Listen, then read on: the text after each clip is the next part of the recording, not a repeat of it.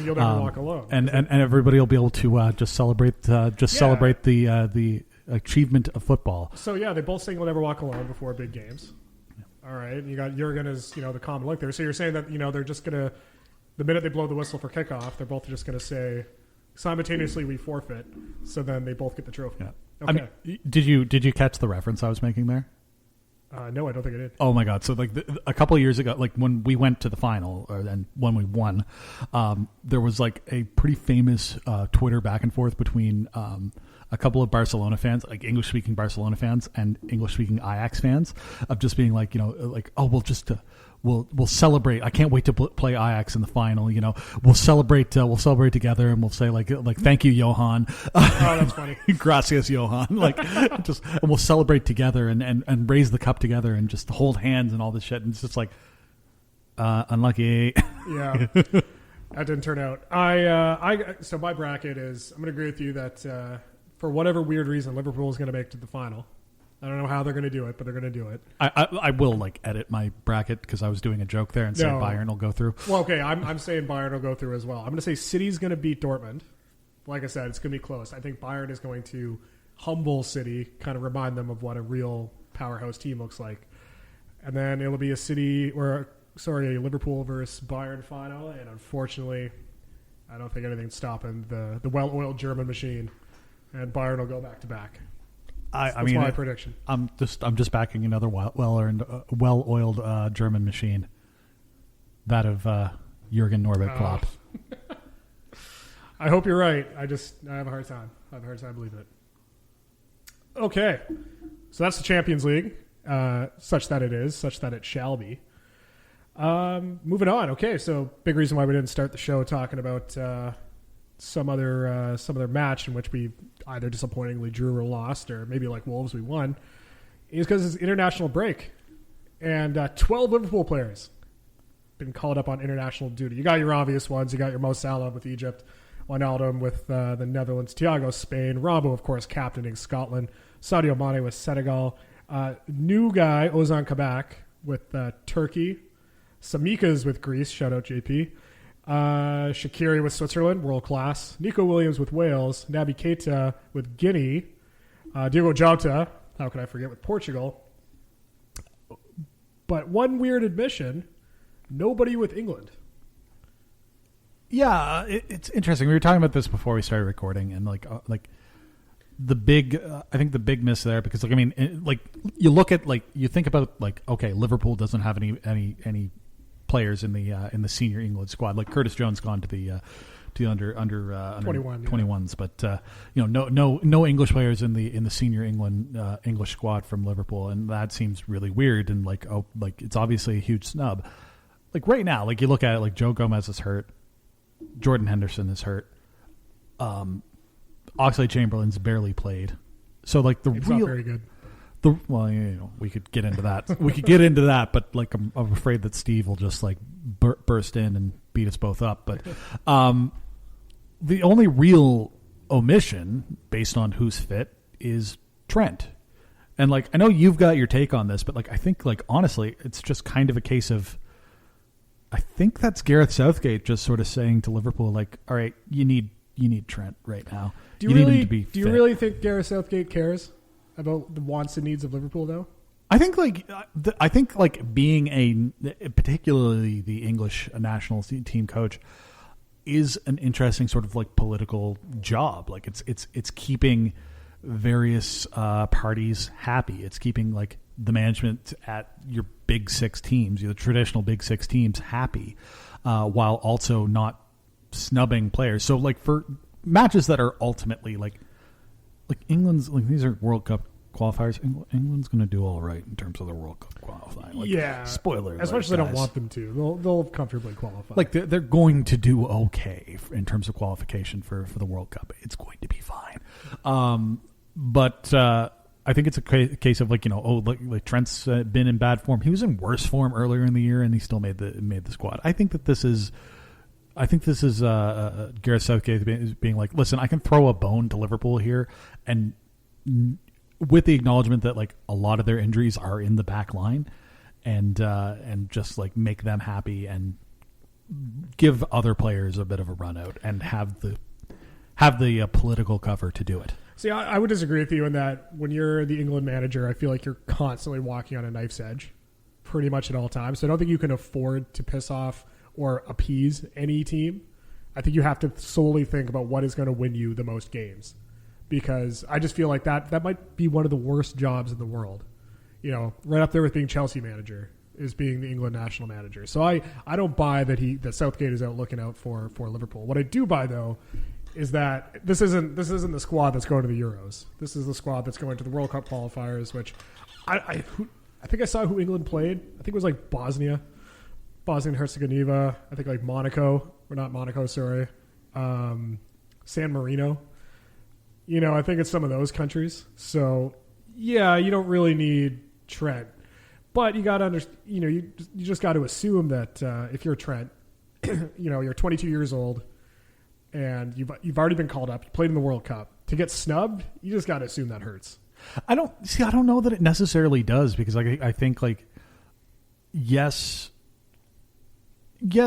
international football matters more to these world internationals, but like again, these are matches that don't really necessarily matter. San Marino, Albania, and Poland. Yeah, so Poland will be a little tough with Lewandowski. I was going to say the Polish match would be interesting, but like the other ones would just be like, here's an opportunity like where I have to like see, a bunch of people that like I just don't necessarily want to interact with right now. Like, I don't know. Like, I just like, if I were a Liverpool player playing for England, it's just like, fuck, I gotta hang out with Sterling. Shit. Yeah. Well, luckily Gomez is injured. The one thing I would be a little bit concerned if I was Trent is that this is the last international break before the Euros. So you got to wonder in your head, is Southgate taking this current squad and is he treating this as the dress rehearsal for the Euros? I don't think so. Or is he treating it as what it is, which is match day 1 of 3 of however many World Cup qualifiers there has to be, which, as we said, England will qualify for the World Cup. So it's not a particularly daunting 3 matches. But do you think maybe Trent's thinking to himself, like, this is the team he's going to take with him to the Euros? Or do you think he's sitting back, being comfortable, think he's going to take the time to recuperate, maybe get himself back on track? Again, I think like I do think that there is a certain amount of just like appeasement of various parties here. Like I do think like you're right. You want to as English manager pick the squad that's going to win you the most matches, because like I mean you're one. I mean they let go of Big Sam and he had a 100% win record. Yeah. Asterisks. It was like 6 days of Big Sam.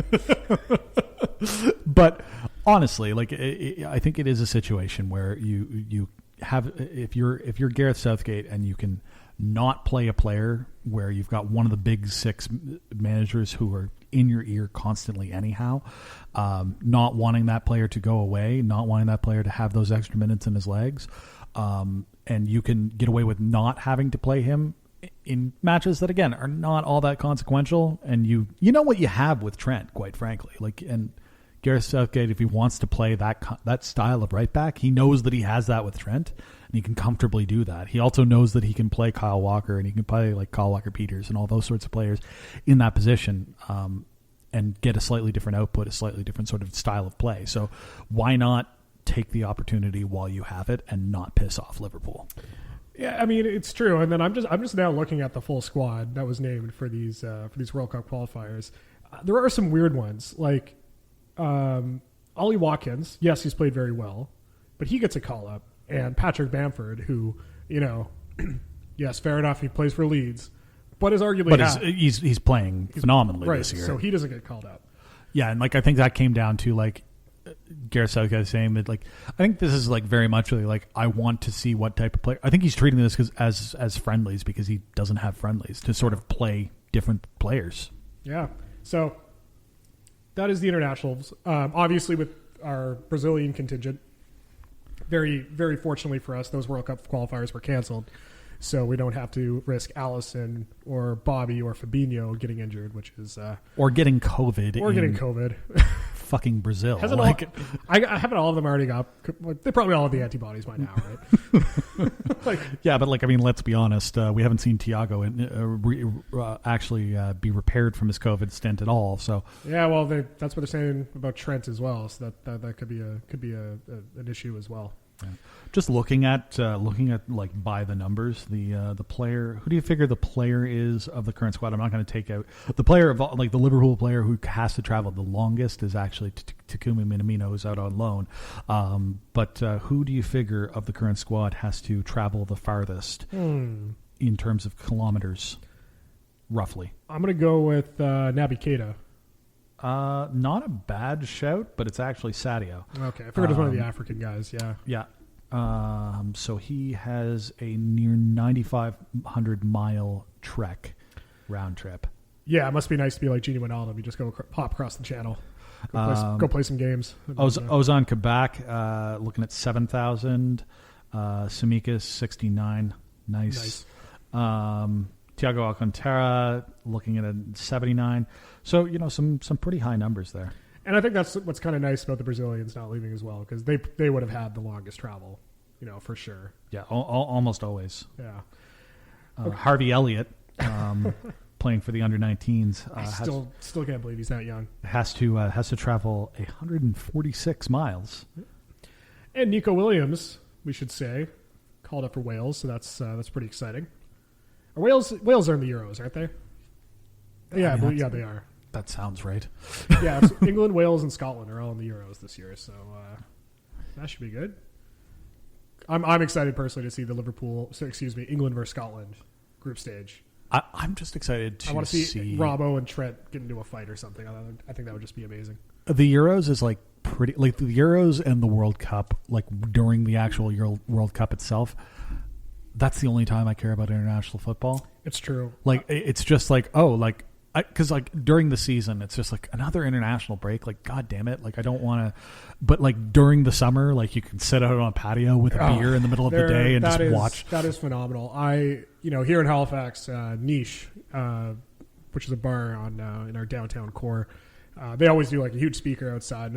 Multiple cities across Canada do the same thing. All over the world, they do that. Yeah, and it is something great. I remember watching the World Cup match group stage between Spain and Portugal, where I think Ronaldo got a hat trick or something, and then I think Diogo Costa scored, which was fun, and I just got a horrible sunburn because I was just sitting out there. So I remember watching it was the England Croatia match, and like England scored first, and like everybody just went absolutely insane. I got drenched in both my and some guy next to mine beer, and just like because like I was sort of like cheering for England because it was like, okay, they have more Liverpool players on them than Croatia does, like because we're just looking at Degsy at the time, but then Croatia ended up tying and then winning the game and in extra time. I remember that. Yeah, and then I almost saw a fight between a Croatian fan and an England fan, so that was a good time.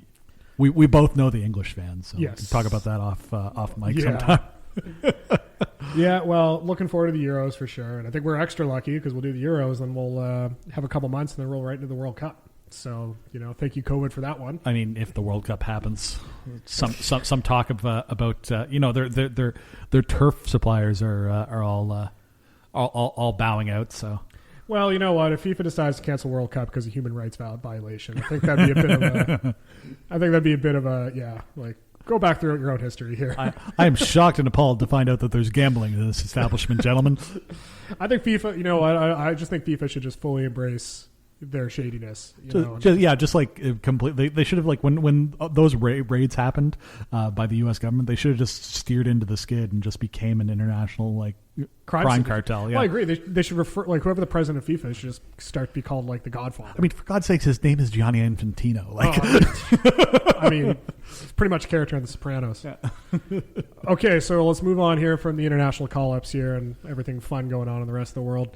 Let's talk about some crazy, stupid speculation, shall we?